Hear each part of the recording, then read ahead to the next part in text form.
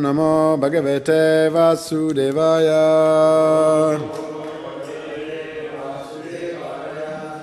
Om Namo Bhagavate Vasudevaya. Om Namo Bhagavate Vasudevaya. Om Namo Bhagavate Vasudevaya. Om Namo Bhagavate Om Namo Bhagavate Vasudevaya. Om Namo Bhagavate Vasudevaya.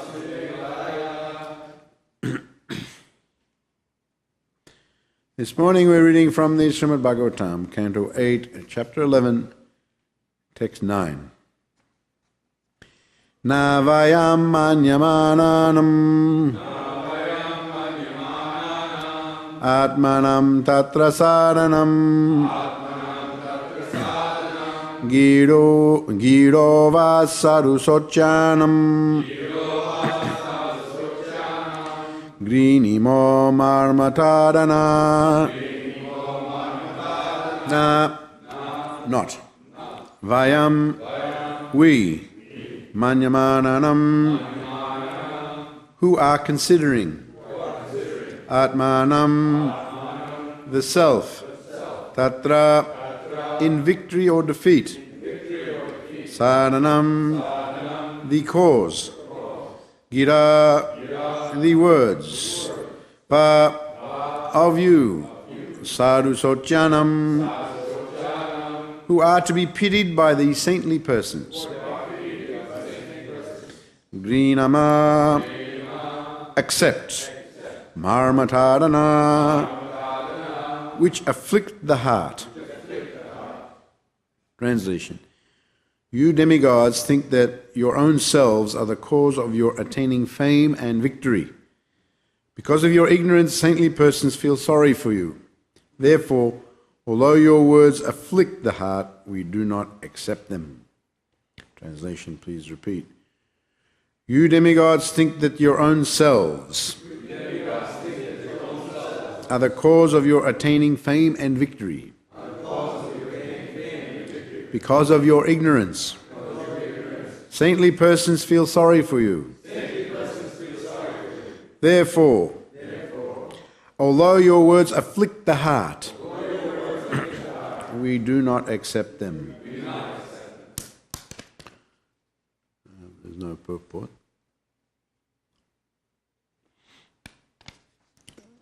Next verse is Sri Sukurovacha it yakshipya vimumviro narache vilamarana arkana purna ahanad akshepe ahatam puna. Sukadeva Gosvami said, after thus rebuking Indra, king of heaven, with sharp words, Bali Maharaja, who could subdue any other hero, drew back to his ear the arrows known as naracas and attacked Indra with his arrows.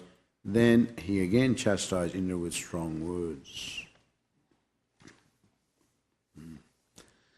So we've been reading the battle between the Devas and the Asuras after the churning of the ocean of milk, and the nectar was given by the Supreme Lord in the form of Mohini Murti to the Devas. The Asuras were very angry.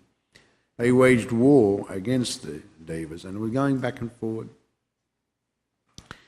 The demigods would defeat the Asuras, and the Asuras would sometimes defeat the demigods. Now the Devas have become strong and are slaying the Asuras. Indra is going to use his thunderbolt against Bali Maharaja. And he is, in one sense, boasting that you are slain because of this weapon that will be released against you. Now we know the Devas are very powerful. Indra is able to subdue any enemy practically. Bali Maharaj, of course, he, with sharp words, chastised Indra. Now, sometimes great devotees use sharp words. Generally, sharp words are to be avoided. It is said in the Bhagavatam that there is no pain as deep than sharp words. Sharp words go to the heart. Someone may cause pain to the body, but after some time that is overcome. But the sharp words that go to the heart stay with one the whole life. So one has to be very careful how they speak. And generally, to use harsh words or sharp words, harsh speaking is very much a symptom of the mode of ignorance. Dambo, dapo, mimanas, chakroda, parashamevacha, agyanam, shabjata, sapata, sampadam, asurim. These are harsh speaking. Us are the symptom of the asuras. Anger, ignorance, pride, harsh words. Harsh words. What we find in the Kali Yuga, everyone become a master at using harsh words. And as a fact, it's said in the Kali Yuga that people become, because they're in the mode of ignorance, people in Kali Yuga are mainly in the mode of ignorance and passion. Some there is goodness, but not so much goodness. Mainly passion and ignorance. So in passion and ignorance especially, passion also can be harsh words. Ignorance mainly is the harsh words, and they become expert at using harsh words, and it is said expert at insulting others. And it becomes second nature for them. They don't even think they are doing anything wrong. Generally, people in the mode of ignorance, they can find all sorts of problems and faults with someone else, but nothing with themselves. They are never at fault. Everyone else is at fault. They are never at fault. And societies become like that all over the world. No blame society. There can be no blame to you. All the blame goes to everyone else. And so this will become more and more in the Kali Yuga. People will become more and more selfish, which is the opposite of selfless, which is the symptom of a transcendental mode of goodness person. The more you go higher, especially in mode of goodness and transcendental position, the more you become selfless. You want to, you'd rather take pain yourself than see others suffer. Whereas in the mode of ignorance, you would like, you want to avoid any pain to yourself and don't mind to see everyone else suffer. In fact, mode of ignorance persons and asuras, they take some pleasure at seeing others suffer. It's a perverted type of relish. This is a symptom of the asuras.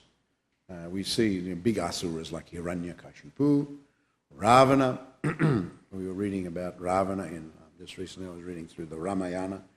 Ravana used to travel around giving trouble to others. His name means, actually Ravana's name means, he who was born to make others cry. So he would travel around and he would especially enjoy giving trouble to the saintly persons. That is like a challenge to them. They don't like to see anyone. People in the mode of ignorance don't like to see anyone who is living a saintly life. So Ravana would travel around and with his rakshasas. You know, there was one instance where he conquered over Kuvera, like his half-brother, and he conquered him, and he took Kuvera's Pushpaka chariot, which could just fly through the sky just by your thoughts. By your thoughts, you could direct go here, and the chariot would just go.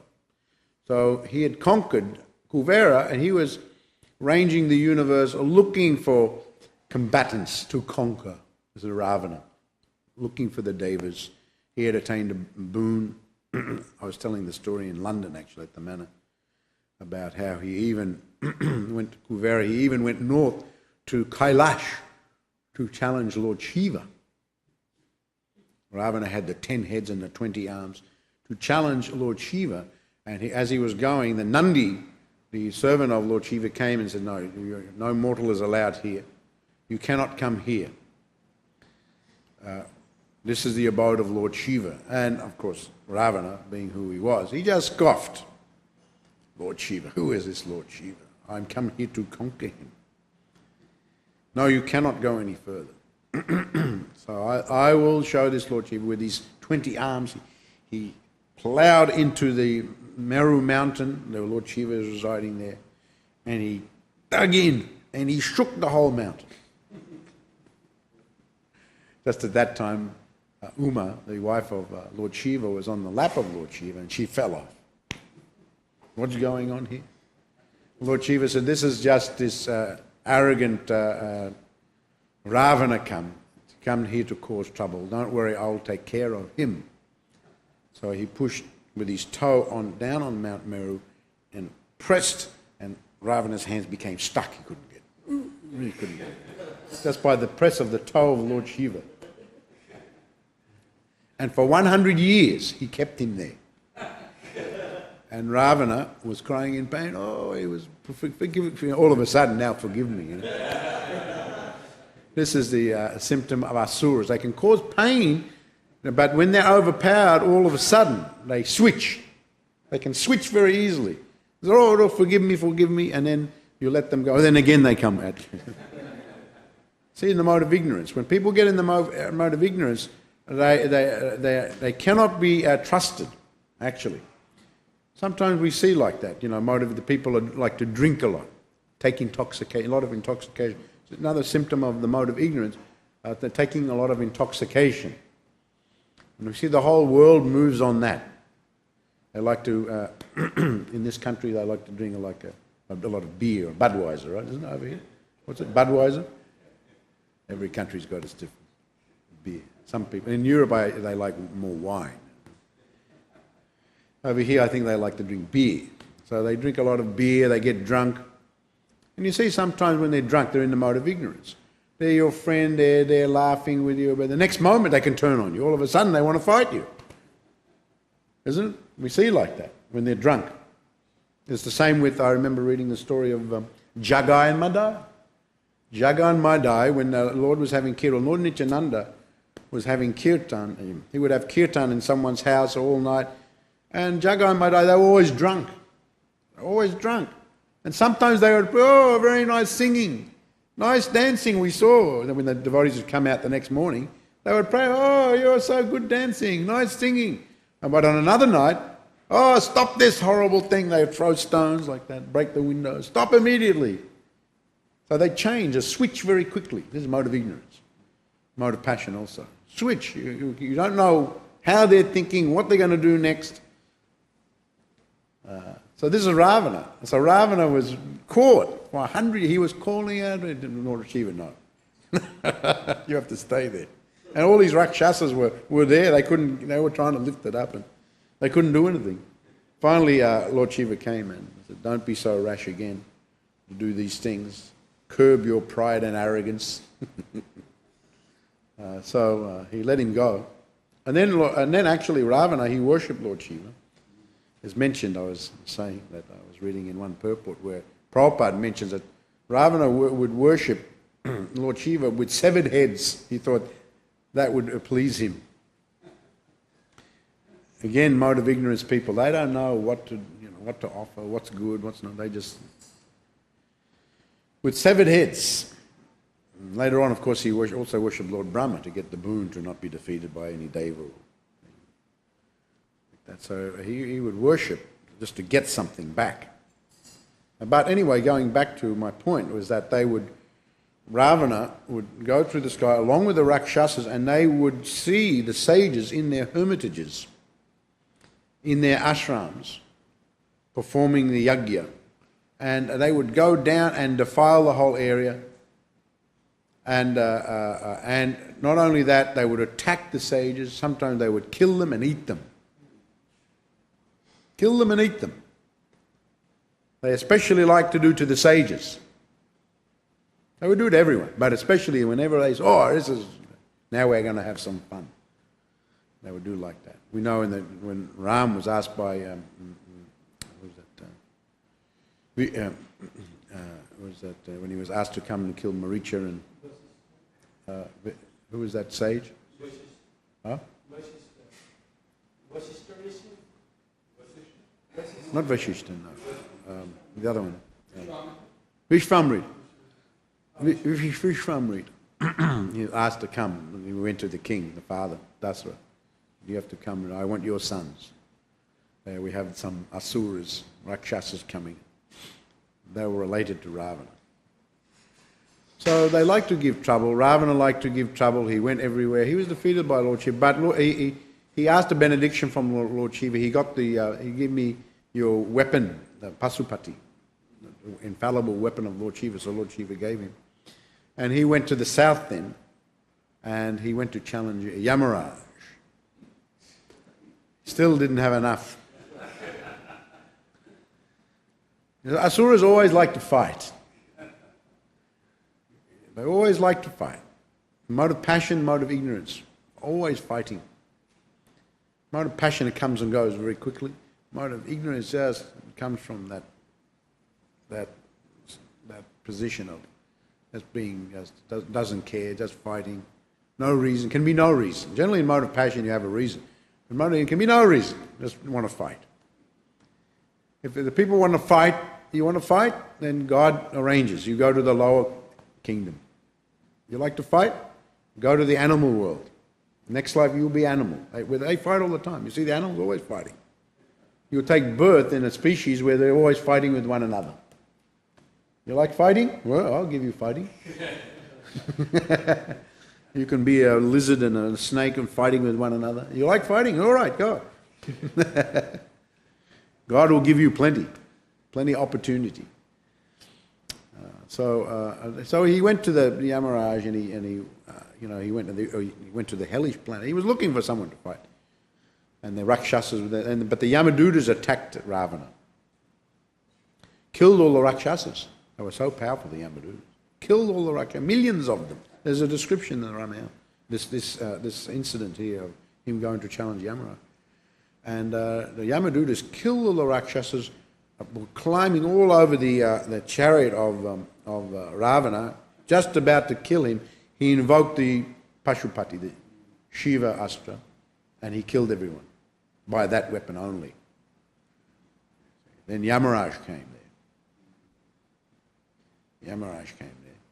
And it's interesting, there's a description that he came with his two attendant deities personified. One was death personified, the other one was time personified. They are always with Yamaraj. They are his assistants. In his chariot, they were with him, personified. Death was personified, time was personified. They are representations of the Supreme Personality of God, but they travel with Yamaraj. Now it's mentioned that Yamaraj is empowered by the Supreme Lord to know everyone's activities all over the universe. He knows everything. He knows not only, before I used to think only on earth he knew, but actually I just was reading in the Ramayana, Yamaraj knows everyone, the demigods on earth, the lower, he knows every activity of everyone. He has to keep the record. He has his assistants and everything like that. He keeps the record. And he's always with time and death personified, because they come and they are giving us the duration of our existence, take away our life as death comes. So here it is mentioned that about time, the time principle and so on. Death comes like that. But anyway, in this fight, Yamaraj came. He was fighting. There was a big battle between him and Ravana. He overpowered Ravana, but Ravana was fighting with him, and Yamaraj was just about to kill him. A voice came. And that voice was actually from Lord Brahma. He said that do not kill this Ravana. He is not to be killed by you. The Lord will come and he will kill him. So desist from the battle. So Yamaraj made himself invisible, brought all the Yamadutas back to life and went away. Of course, Ravana, he was so puffed up, he thought, he is afraid. He ran away.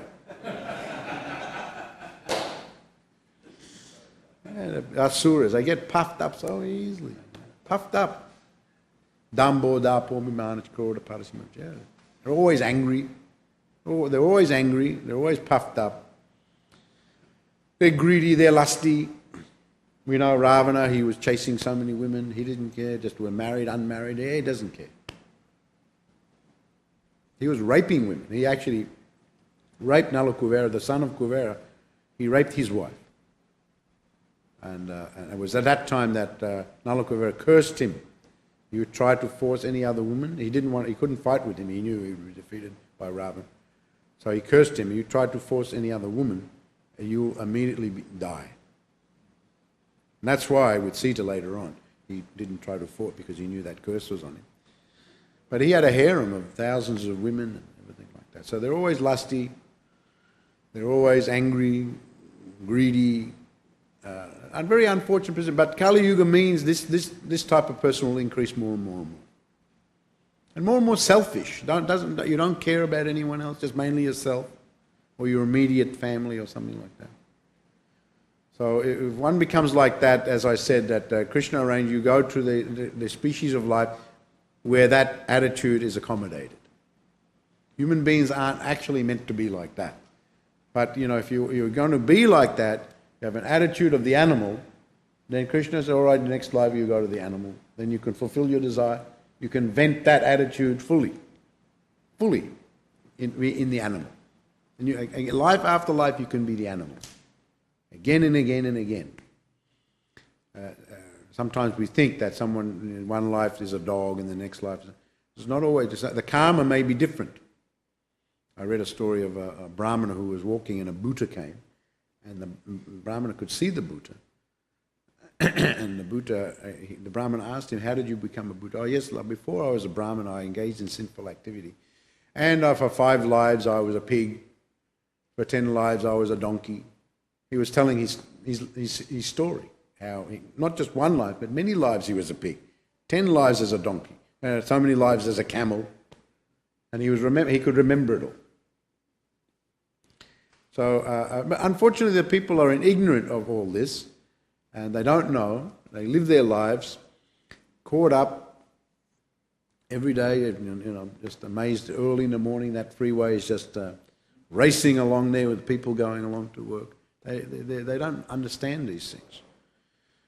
But anyway, here we see Bali Maharaja using the sharp words. And this gets back to my point that sharp words are usually used by asuras who are in the mode of ignorance. They always use sharp words. But sometimes the sadhus use sharp words. But the purpose of the sadhus using sharp words is different. The asura using sharp words wants to demean the other person, wants to lord it over. It comes from the false ego platform, using the sharp, to belittle someone, to put someone in distress. But the sharp words used by the sadhus is meant to help that person. Meant to help them. When someone is very, very attached to things, sometimes sharp words are necessary. And we see with the acharyas, with Lord Chaitanya, with Krishna, and yesterday, Sochanan vasochas tram pragavarang shabase garasangadas nana sochilipa. You are speaking learned words. You are mourning for what is not worthy of grief. Kutas tva kashmilaminam vishamesham. All these indirectly, and Prabhupada explains that as soon as Krishna accepted the position of the Guru, the first thing he said, where have all these impurities come upon you? Indirectly, he called Arjuna a fool. Used sharp words to Arjuna. And we see Lord Chaitanya same, sometimes he would use sharp words.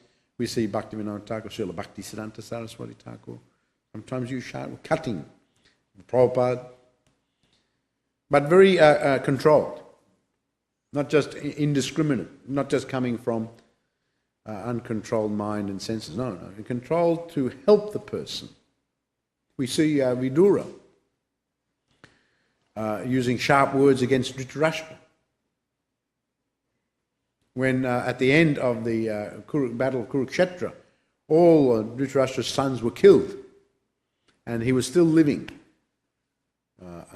in Hastinapur, in his palace, being looked after by Yudhisthira. And Vidura had been on pilgrimage all this time. He came back especially for his brother. And he used some sharp words. You are living here at the expense of Bhima. He especially used the Bhima. Bhima had killed all his sons. Just like a dog who's getting a few bones. Use sharp words. He said, and just look at you, Danto, there's one verse there. He said, you are old now, and both you and your wife, and your memory is short, intelligence is afflicted, you're coughing all the time, mucus, your teeth are loose, hair is grey. He said like that. He said, what are you doing here, he said. So I used some heavy words. And actually, Prabhupada explains, that was like a thunderbolt to Dhritarashtra. Vidura was always counselling Dhritarashtra, but Dhritarashtra, he would hear, but he wouldn't hear. He would very selectively pick and choose what he wanted to hear. But anyway, so it had the effect, and he said you should leave home and go away from this place.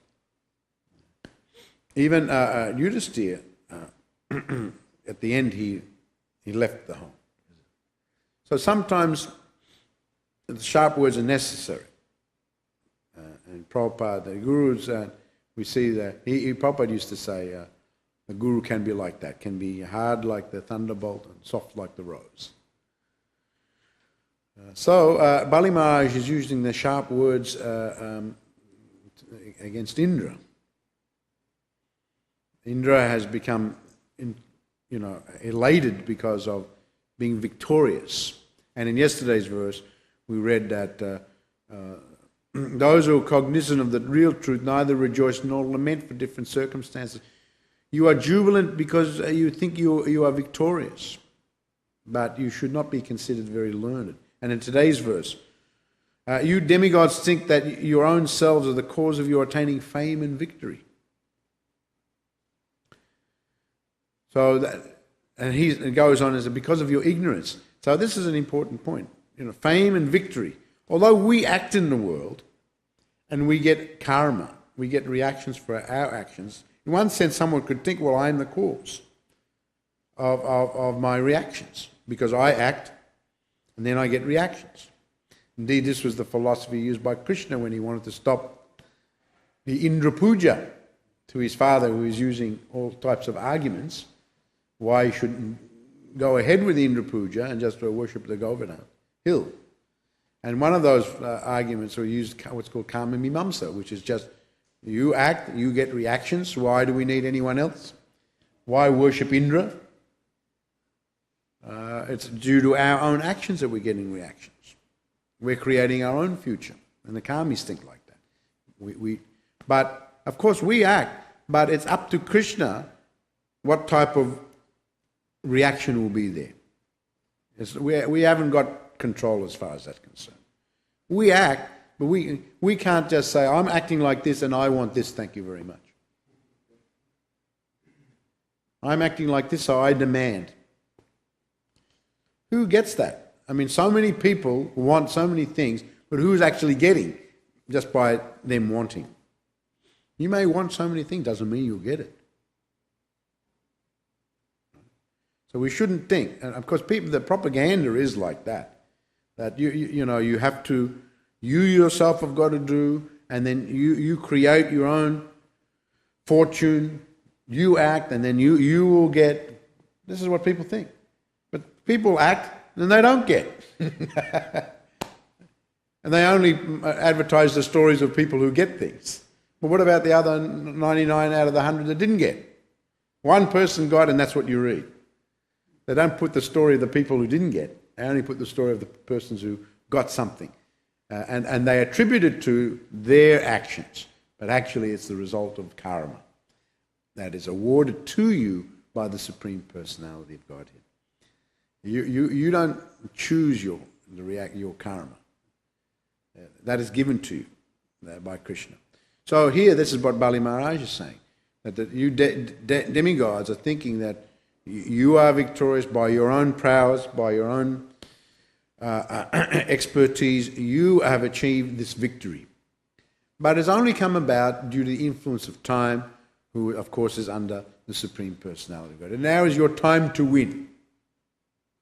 Later on we'll read that Bali Maharaj became victorious when he worshipped his guru And he won. These things, the fortunes change. So we should never think ourselves the doer. So fame, victory, someone is famous, someone is infamous. And it's very flickering. Sometimes we read someone is, due to their reactions that are due them, they attain high position. And then we read a few years later that it's taken away again. The karma has run out. So this is intelligent. And therefore, Bali Maharaj says here that you are not very intelligent and you are in ignorance. But the saintly persons have compassion. They feel sorry for you. Not in a proud way. Sometimes, I feel sorry for you, just to rub it in. People say that just to rub it in. But the sadhus, they feel sorry in a genuine way. In a genuine way. We feel sorry for you and we want to try to help you. You use words that afflict the heart. So as I said, asuras are very expert at saying things that really, pierce and are hurtful. They're hurtful words. And they become very expert at that, how to hurl hurtful words against other people. But Bali Maharaj says, we do not accept them. In other words, one who is very, very advanced, someone can say so many things, but he is not going to be affected. We know that in the instance of Jadbharat and King Rahugana. Anyone remember that story of Jadbharat? Adi, do you remember it? The story of Jadbharat. How he was formerly Bharat Maharaj, and he got too attached to the deer. He came back as a deer, then the next life he came as Jadbharat. But he didn't want to be entangled in the world, never spoke, acted as dumb. But actually he was very, very elevated. He could remember all his lives, previous lives. One time he was, King Rahugana was going, and they asked that Jadbharat come and help carry the palanquin. So when he was carrying, he was not following in step with the others. So he was bumping the palanquin. So the king was all bumped around. So he said something to him. Don't you know how to do this? And he used all sorts of strong language to chastise Jadbharat. But Jadbharat turned around and said that you are saying these things against me. But these words are only pertaining to my body. I am not my body, I am the spirit soul, and so on and so forth. He preached to the king. King could realize as soon as he spoke that, I've made a big mistake. I can understand he is a saintly sadhu. By his speaking, I can understand. So sadhus are recognized by their speaking and their actions. Sometimes you cannot recognize just by their actions. When you hear them speak. On the other hand, the materialists is probably the opposite. They may look good. When they start speaking, you immediately know he is an asura. He may wear a suit and tie, or she may dress nicely, but when they act or speak, they are acting like asuras, like that. But saintly persons, sometimes they're not acting, but generally their actions and their words are the same. They are the best. Lord Chaitanya said about Haridas Thakur like that. He said, you are the best sadhu. He said, some, they preach nicely, but they don't act very nicely. Some act nicely, but they don't preach. But you are the combination of both. You act nicely and preach nicely. So you are the best sadhu. So, so out of genuine concern, the sadhus try to help others. And someone who's very, very advanced, he's not going to be affected by so many strong words hurled at him. We can understand as devotees, we are sometimes affected. We are not perhaps on the topmost levels of pure devotional service. Someone says something about us, we become affected. Something about the way you do devotional service. Not that someone should say something like that. On the other hand, if we're very advanced devotees, we don't react. Something you have to be careful. I remember having to come in between two quarrelling devotees one time. The first one said something against the other one. The other one had to say something back, which was even worse than what the first one said. And then the first one had to go more and say even more against that one, and they went back and went back and back, and I stepped in the middle. So one has to be very careful. But, to be able to tolerate even the most provoking situation, that is one of the signs of a great person. There are three ways to be provoking: by your physical actions against someone, by your ignoring someone, first of all is just ignoring by your mind.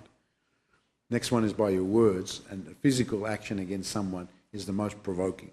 And someone who can tolerate all the different levels is considered a very, very great devotee. There's that story of Bhrigu Muni, isn't it? He was talking to some other brahmanas, and they were arguing who is the supreme. One said Lord Brahma, the other one Lord Shiva. Someone said Lord Vishnu. So they deputed Bhrigu to find out who was the supreme. So he devised a plan that I'll provoke each one of them and see what their reaction is. So first he went to Lord Brahma, and he ignored him, even though he should have paid respect because he's the father. And he just ignored him and practically turned his back. Lord Brahma became angry, but controlled a little bit. So he noted that reaction. Then he went to Lord Shiva. He was like the brother. And with his words, he said so many nasty things against Lord Shiva. Lord Shiva ran after him, wanted to chastise him, so he noted that. And then he went to the Vaikuntha, to Lord Vishnu. And he went right up. Lord Vishnu said, oh, Bhrigu, he welcomed him. And even before he said anything, he kicked Lord Vishnu right in the chest. Physical. Of course, Lord Vishnu, his reaction was, oh, I'm very sorry that you have hurt your foot on my hard chest.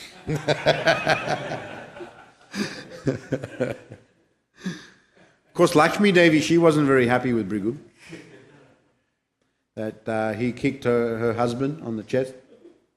And she cursed the Brahmanas from that time, that they would always be bereft of her fortune, Lakshmi. So therefore, Brahmanas are generally poor. They don't get the favour of Lakshmi because of that. She cursed all Brahmanas for all time because of the actions of Bhrigu. So anyway, but Lord Vishnu, on the other hand, he tolerated. So actually Bhrigu could understand, and he reported that Lord Vishnu, he tolerated even the most severe provocation of being kicked on the chest. Even he didn't do anything. That is the hardest to take. You didn't do anything. If you did something and someone did, okay, well, I did something. But if you didn't do anything and someone came, that is the hardest to take. But Lord Vishnu, he took it. But Bhrigu, he is the topmost. So one has to be very, very advanced devotee to be able to come to that level. But anyway, Bali Maharaja is stating what is the top level. Therefore, your words afflict the heart, but we do not accept. In other words, he's saying we are not affected by them. And he wanted to do good as far as Indra is concerned. Sometimes in the case of words, sometimes in the case of action. We know the story of Lord Shiva. He chastised Daksha. Now, Daksha had his head separated. Lord Shiva in the beginning, when Daksha blasphemed him, Lord Shiva didn't say anything, he went away. But then later on there was another yajna and his wife Sati went. Of course Lord Shiva, advised her not to go. He knew what would happen. But anyway, she went.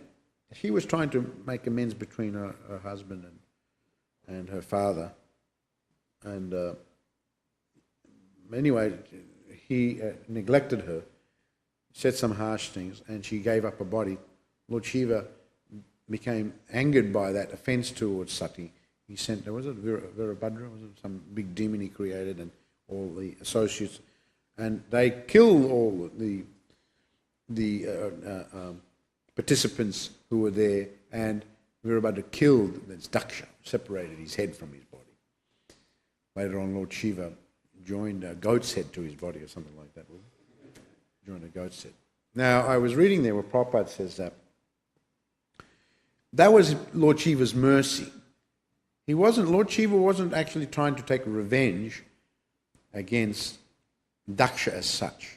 He had committed a grievous offence against Lord Shiva. He had committed a grievous offence against his daughter.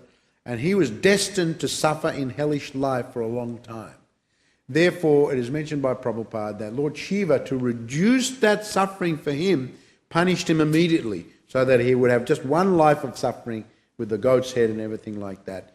And then that would be finished. In the next life, he came back as Daksha again and was very repentant and made prayers to Lord Shiva. And Lord Shiva forgave him. So he just had to suffer that one life. So Lord Shiva, it may appear that Lord Shiva, out of anger, just punished him out of revenge or something like that. But no, Lord Shiva was actually very merciful. And Daksha, in his next life, he could understand that. He was purified. And he thanked Lord Shiva for saving him from, his very arrogant, offensive attitude, and for saving him from so much suffering in the hellish planets because of so many offences he committed. So sometimes we see, in the case of Lord Shiva, he took some action, physical action. In the case of Bali, he's using words. Generally, this is the case that, sort of Prabhupada, sort of Bhaktisiddhanta, some strong words, some sweet words, some strong words sometimes, just according to the person, for their benefit, not for the Prabhupada's benefit or for Srila Bhaktisiddhanta, for their benefit. They use sometimes harsh words. But this is far, far different, as I said, from the harsh words used by modern-day asuras who just want to belittle someone, who cause pain, distress, so on. And that is their own false ego. That is not for the benefit of the other person at all. They're trying to destroy that other person by words or by physical actions. All right, I'll read this verse again, if anyone has any questions. Who was it? This is first. Navayam manyamananam atmanam tatrasaranam girova saru sotyanam grinimo marma tadana. You demigods think that your own selves are the cause of your attaining fame and victory. Because of your ignorance, saintly persons feel sorry for you. Therefore, although your words afflict the heart, we do not accept them. Any questions or comments?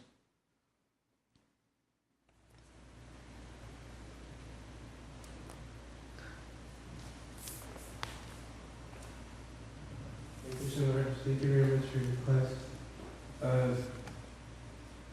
I heard that there's this, I forget his name, but he used to be Prabhupada. He used to walk with Prabhupada on Juhu Beach. He was he would walk with this group of followers, and Prabhupada would walk with the devotees. And the doctor used to go with Prabhupada, or someone else? I don't remember. I don't know if it was Mr. Patel. I think that's Dr. Patel? And I think there was one Dr. Patel. He was a doctor. And then sometimes they would argue, and he had some different philosophy. Yeah, I think that's Dr. Patel. He probably would say. Sometimes he would say he was Vaishnava, but then his philosophy was impersonalist, and so they would argue. And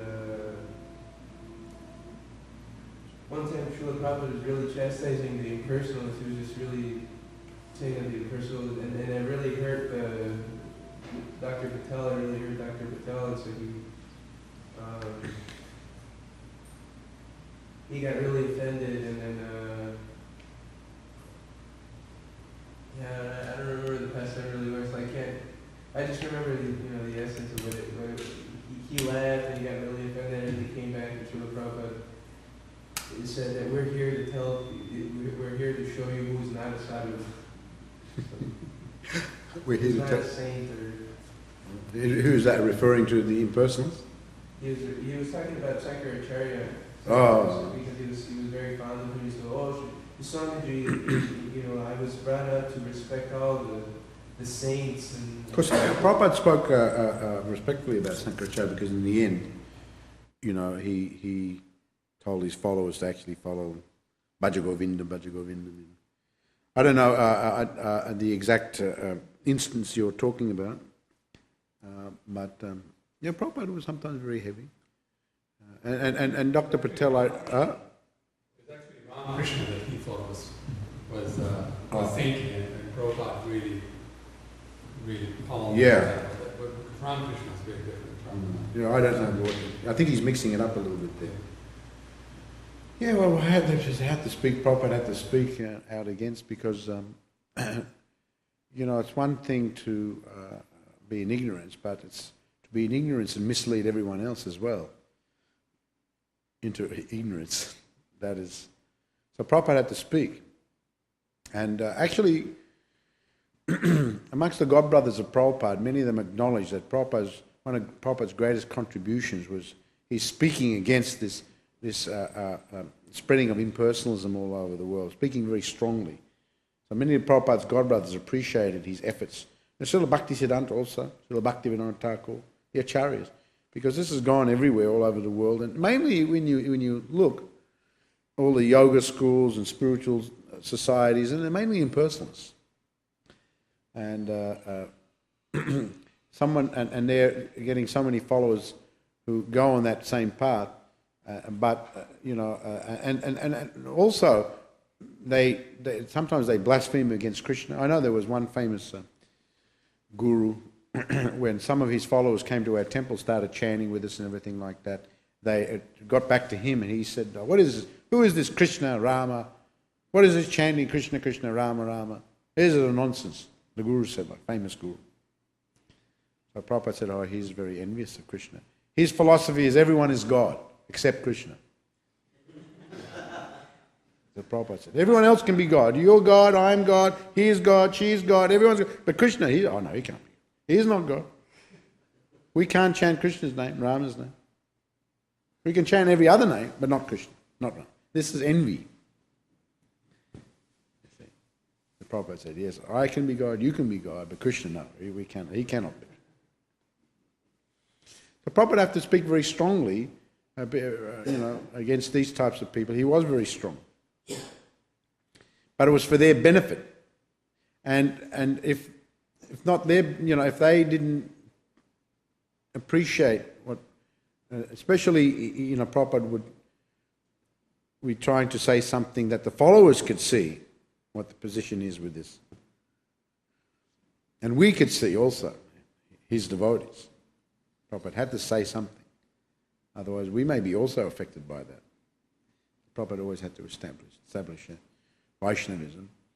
And of course, we acknowledge the position of Brahman, Paramatma, all these things, Bhagavan.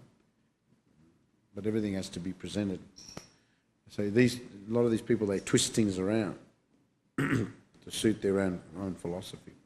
So Prabhupada had to speak hard. But it wasn't out of false ego or self-serving or anything like that. It was for their benefit and for the benefit of the world.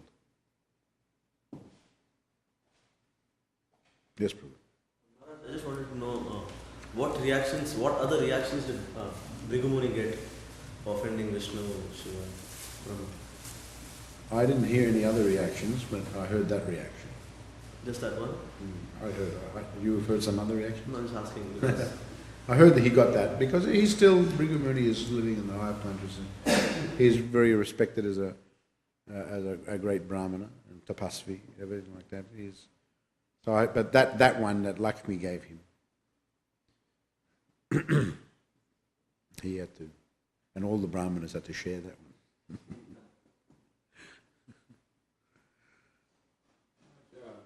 We see that the demigods from time to time show bad character. We say that people should have good character. They should, they should have good character. Yeah, it's working. It's working. I think for others too. So we see that the demigods actually, like now, we can see how Bali Maharaja is actually an advanced soul at the same time as a demon. In his chastising, the demigods, telling them about all their bad character, etc. And we as devotees, we're expected to have good character. And we don't have the facilities that the demigods have. The demigods have all the facilities at their disposal, meaning that they're not short of money, they're not short of women, they're not short of whatever people in this world desire. They have in abundant quantity, in yet they show bad character. Here, everything's missing in our lives. We don't have money, we don't have anything, we always struggle all day long, all night long. Can't even sleep at night probably, How can devotees be held responsible when they, from time to time, show some, less than ideal behavior and character? How can they be held responsible? The demigods seem to get away with it all the time, They get rescued, and they get blessed, and everything else. Well, I mean, not all the time. I mean, the demigod, Prabhupada actually mentions here from time to time. And interestingly enough, in the next verse, or a couple of verses down, Indra doesn't react. He says, King Indra did not become sorry. Since Maharaj Bali's rebukes were truthful, Indra did not at all become sorry that he was rebuked by Bali Maharaja. So we see actually Indra is a great devotee also. He took the chastisement. He took Bali Maharaja's chastisement. So we have to understand the devas are very exalted. So from time to time they get affected a little bit by adverse qualities.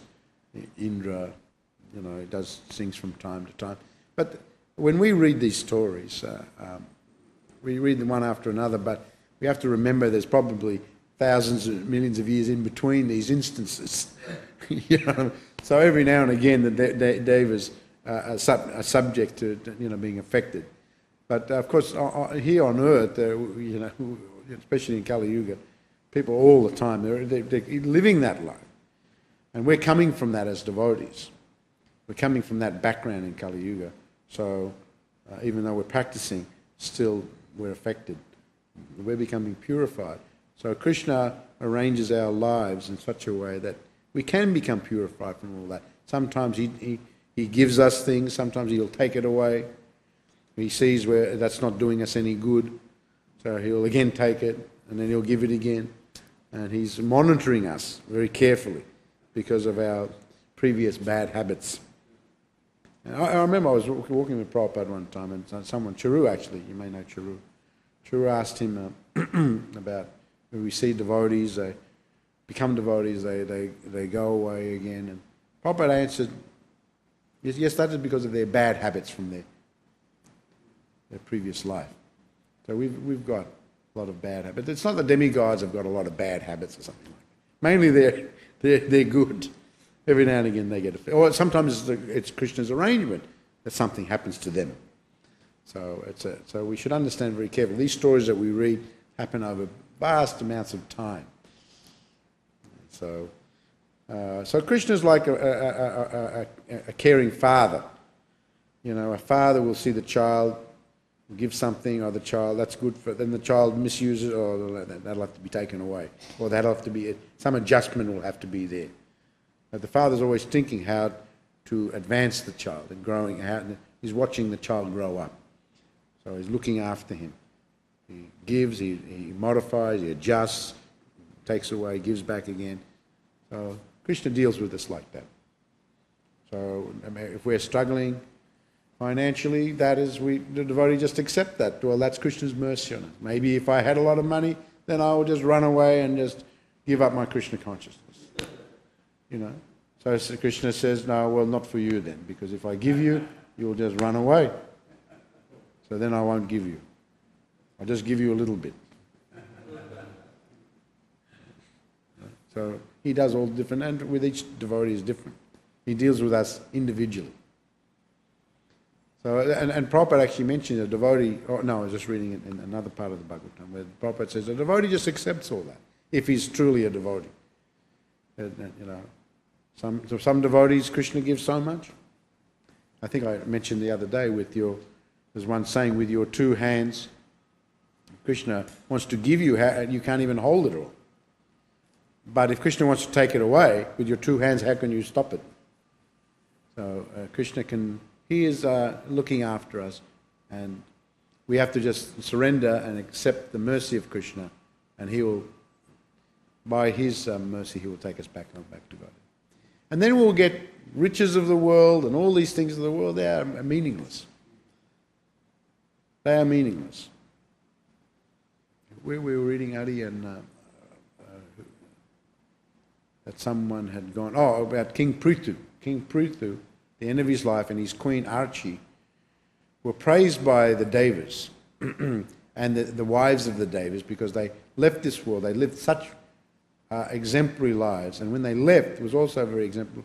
They had attained. They were watching them leave their bodies on the. Queen Archie entered the fire of her husband, left her material body there. But they watched. The Devas could see that their spiritual forms rise up through the planet, go past them, go past the topmost planets, and go into the. So they said they have gone to a place far, far better than what we have got. So the riches of the world and all these things are insignificant in comparison to the spiritual world. And in the meantime, Krishna just looks after us.